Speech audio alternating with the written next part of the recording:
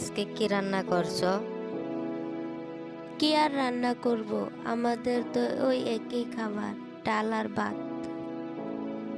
মা, আজকে মাংস আনবে?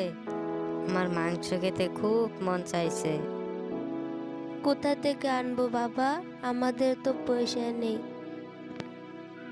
মা, আজকে মাংস আনতে হবে, না হলে আমি আজকে ভাত খাবো না। আচ্ছা বাবা, আমি মালকিনের কাছে গিয়ে দেখি, ও টাকা দিলে তোমাকে মাংস এনে দেব, কেমন? মা, দেখবে আমি বড় হয়ে অনেক বড় মানুষ হব, তখন আমাদের আর দুঃখ থাকবে না, আর তোমাকেও তো কষ্ট করতে হবে না। আমি তো সবসময় ওই দোয়াটাই করি, উপরওয়ালা যেন তোমাকে অনেক বড় মানুষ বানাই। বাবা তুমি খেয়ে নিও, আমি বেরোলাম, আবার মালকিনে বকা দিবে না হলে। মা, তুমি খাবে না? না বাবা, আমার তো দেরি হয়ে যাচ্ছে, আমি খাবো না, তুমি খেয়ে নিও, কেমন?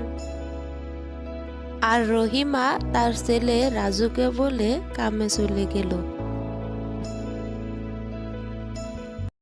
আর রহিমা তাড়াতাড়ি ছুটে চলে গেল, আর গিয়ে দেখলো তার মালকিন রেগে দাঁড়িয়ে আছে।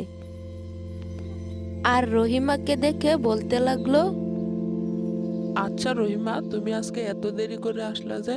তোমার দাদা তো না খেয়ে চলে গেল। আসলে দিদি আজকে আমার ঘুম থেকে ওঠা একটু দেরি হয়ে গেছে, তাই আসতেও দেরি হয়ে গেছে। আচ্ছা হয়েছে হয়েছে, এবার যাও আমার জন্য 1 কাপ চা নিয়ে এসো। আচ্ছা ঠিক আছে দিদি, আমি এখনই নিয়ে আসছি। আর রহিমা সেখান থেকে রান্নাঘরে চলে গেল।